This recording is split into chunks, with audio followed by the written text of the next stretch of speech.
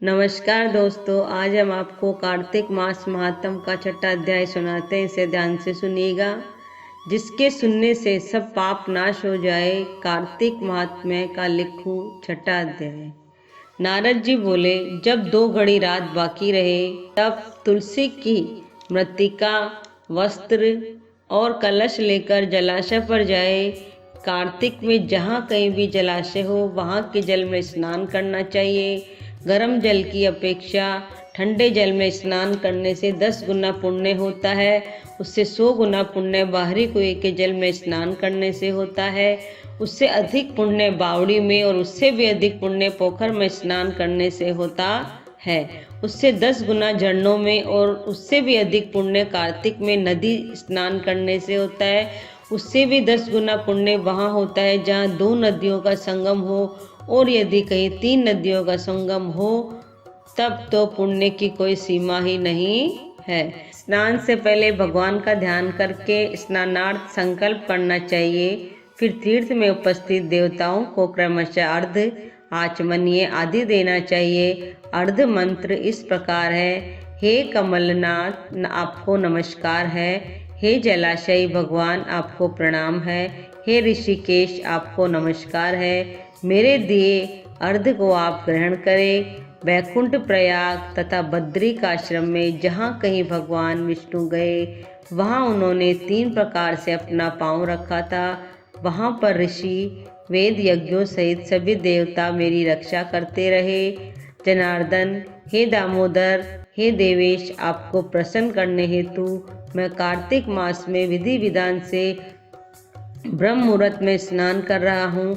आपकी कृपा से मेरे सभी पापों का नाश हो। हे प्रभो, कार्तिक मास में व्रत तथा विधि पूर्वक स्नान करने वाला मैं अर्घ्य देता हूँ, आप राधिका सहित ग्रहण करें। हे कृष्ण, हे बलशाली राक्षसों का संहार करने वाले भगवान, हे पापों का नाश करने वाले, कार्तिक मास में प्रतिदिन दिए हुए मेरे इस अर्घ्य द्वारा कार्तिक स्नान का व्रत करने वाला फल मुझे प्राप्त हो।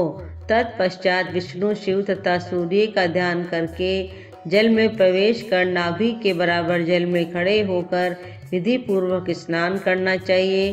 गृहस्थी को तिल और आंवले का चूर्ण लगाकर तथा विधवा स्त्री व यति को तुलसी की जड़ की मिट्टी लगाकर स्नान करना चाहिए। सप्तमी, अमावस्या, नवमी, त्रयोदशी, द्वितीया, दशमी आदि तिथियों को आंवला तथा तिल से स्नान करना वर्जित है। स्नान करते हुए निम्न शब्दों का उच्चारण करना चाहिए: जिस भक्ति भाव से भगवान ने देवताओं के कार्यों के लिए 3 प्रकार का रूप धारण किया था, वही पापों का नाश करने वाले भगवान विष्णु अपनी कृपा से मुझे पवित्र बनाए। जो मनुष्य भगवान विष्णु की आज्ञा से कार्तिक व्रत करता है, उसके इंद्रादि सभी देवता रक्षा करते हैं, इसलिए वह मुझको पवित्र करे। बीजों, रहस्यों तथा यज्ञों सहित वेदों के मंत्र, कश्यप आदि ऋषि, इंद्रादि देवता मुझे पवित्र करे। अदिति आदि सभी नारियां, यज्ञ, सिद्ध, सर्प और समस्त औषधियाँ व तीनों लोकों के पहाड़ मुझे पवित्र करे। इस प्रकार कहकर स्नान करने के बाद मनुष्य को हाथ में पवित्री धारण करके देवता, ऋषि, मनुष्यों तथा पितरों का विधि पूर्वक तर्पण करना चाहिए। तर्पण करते समय तर्पण में जितने तिल रहते हैं उतने वर्ष पर्यंत व्रती के पितृगण स्वर्ग में वास करते हैं। उसके बाद व्रती को जल में से निकलकर शुद्ध वस्त्र धारण करने चाहिए। सभी तीर्थों के सारे कार्यों से निवृत्त होकर पुनः भगवान विष्णु का पूजन करना चाहिए।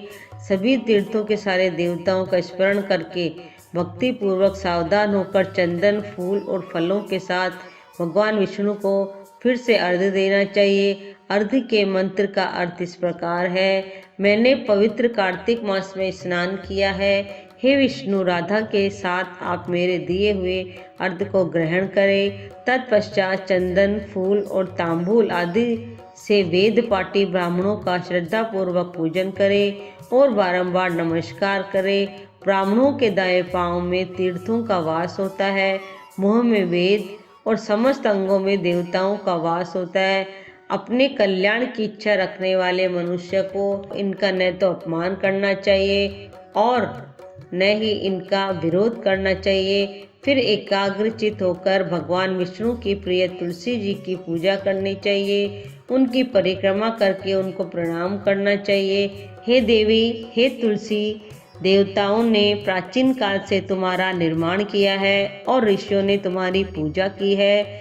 हे विष्णु प्रिया तुलसी, आपको नमस्कार है। आप मेरे समस्त पापों को नष्ट करो। इस प्रकार जो मनुष्य भक्ति पूर्वक कार्तिक व्रत का अनुष्ठान करते हैं वे संसार के सुखों का भोग करते हुए अंत में मोक्ष को प्राप्त करते हैं। यह कार्तिक महात्म्य का छठा अध्याय समाप्त होता है। इसे लाइक कीजिए और चैनल को सब्सक्राइब कीजिए। जय जय श्री राधे।